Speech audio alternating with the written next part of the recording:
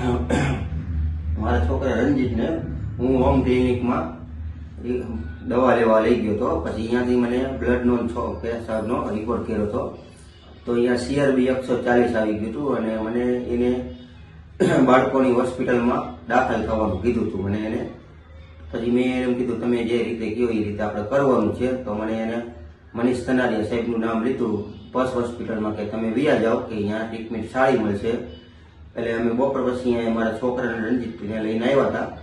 પછી સાહેબે એમ કીધું કે થોડીક ગંભીર છે, તાવ અને કાનમાં ઇન્ફેક્શન વધી ગયું છે, એના હિસાબે તમારા છોકરાને દાખલ કરવો પડશે ને એક્સરે કરવો પડશે, આંધળી કરવું પડશે. એ રીતે અમે સાહેબનું વ્યવસ્થિત સાત ચૂલા લઈને કર્યું હતું અને આજે મને વ્યવસ્થિત થઈ ગયું છે.